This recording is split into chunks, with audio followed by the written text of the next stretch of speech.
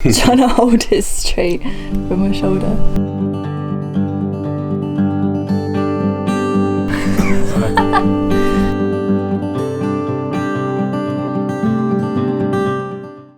Okay, so this is the skeleton of our over the bed cupboards. We did try to build it outside the van and then put it in, which was a big mistake because obviously the van is not a normal shape, so it ended up kind of sitting at an angle and we just really couldn't get it to sit upright. So yeah, we're just going to get the other shelf in now, or at least the frame of it, and yeah, we're really pleased with how they look. He's trying to hold it straight from my shoulder.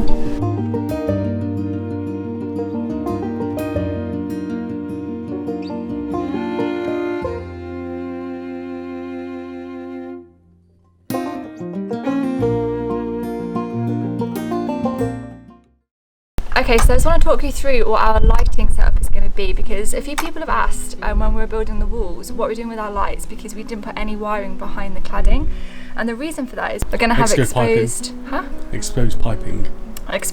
piping around the walls for our lights. There's a few reasons for this. One is that we actually just really like the look of it, that kind of industrial look, and also we just want to have access to the, the lighting if we need it, because we don't have plywood on the walls. We've got cladding, which can be a real pain to get to or get behind. So we've seen a few setups that we like on some different Instagram accounts. I think indie projects have something really similar to this, which is some exposed kind of, this is 22mm piping, and then we're going to have bulkhead lights, which are these kind of lights. We're going to have 2 of these on the ceiling. We got these from a shop called Iconic Lights. I'll put the link in the description. They're really quite lightweight despite how big they look. So these are actually just normal household lights, kind of designed for 240 volts, which we weren't 100% sure if that would work with our 12 volt system. But from what I can gather, we've just switched the bulbs out for 5 watt 12 volt bulbs, and that seems to be working fine. We have wired these up, as you can see with this one already, and tested them, and they seem to be working fine. So we've gone for a kind of burnished copper look, including not only on the lights but also on the piping. So we just picked up some 22mm piping from B&Q, and we're just going to cut this down and just like attach it between the lights.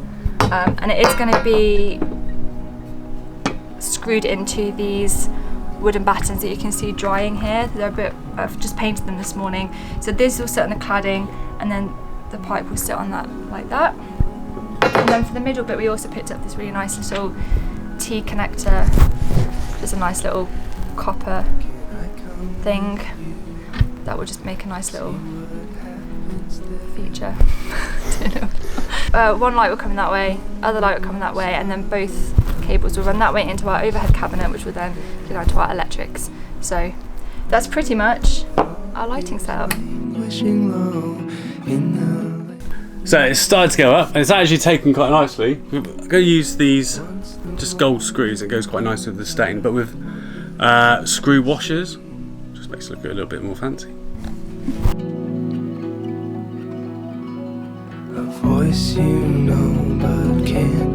We were supposed to be putting up the lighting, but we hit a bit of a snag. When the copper pipe comes out of here, it actually obviously it's going to run level to this light here. However, we wanted it to come a lot more close to the ceiling, so what we need to do is have the copper pipe cut here, kink up or bend up ever so slightly to run along here, so we can bracket them in here, and when it comes back to this light, kink it down, and so it goes into the light nice and flush. However, we don't have a pipe bending machine, so we've ordered one and we're waiting for that to turn up, and so then we can carry on and finish the lights. So close, we're just 2 bends in a pipe thwarted our thwarted. so close but a couple of bends in the pipe thwarted. So in the meantime, we put the shelves up.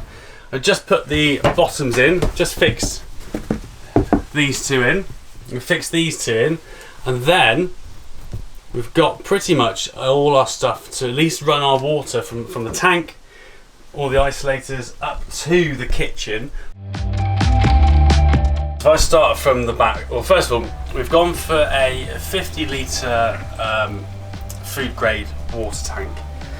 we've gone for one which will sit inside in the garage rather than an underslung tank, because we'll be going away in the winters and things. I know you can prevent or cover them under the van to stop them from freezing everything, but we wanted to have access whenever we want, quick and easy, inside the garage. So we've decided to go for the 50 litre tank inside.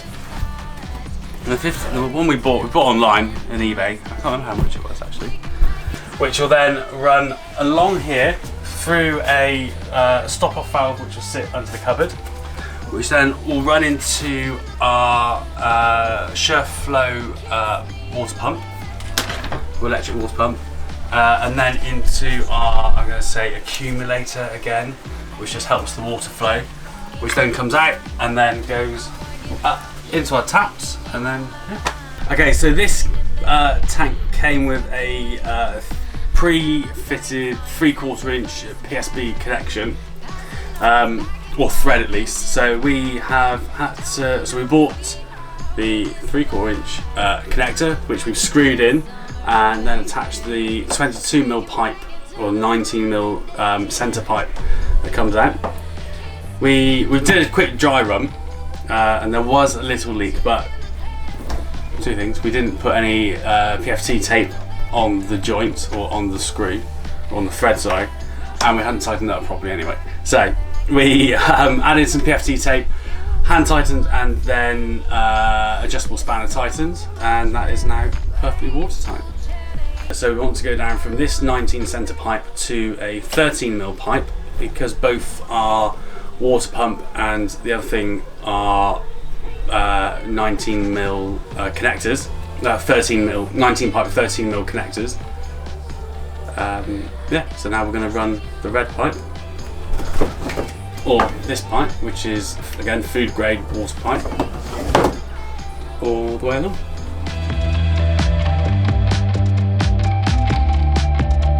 Right, so now we'll come out here and reduce down into this pipe, but we want it to follow the way the van's running. So we're going to have elbows. Oh, it's quite long actually. And then the pipe is going to come out here, and it's going to run all the way along and cut in. But we've got, hopefully, I think, enough of these elbows to at least get us down to the bottom. So a little trick is to use, because the connections are so tight, the pipes are so tight when you put them on, just add a little bit of wash up liquid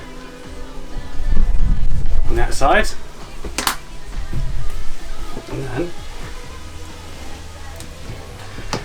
easier. You're lubing it up.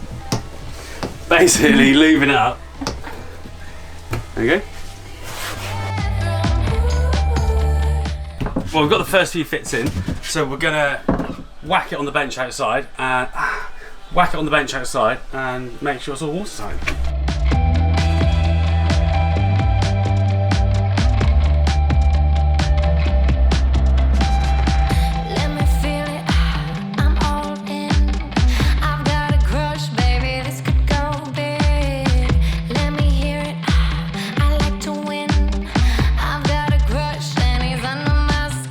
So we're going to fit this isolator valve probably just up under this cupboard here, so that if we're away from the van, for any sort of days or long period of time, we can shut the water off, so no water flood down here. If anything happens, it'll be contained to down in the garage at least. The water pump does have a switch off valve in it, but this is just a little bit of a added security for us. Okay, so let's cut it there.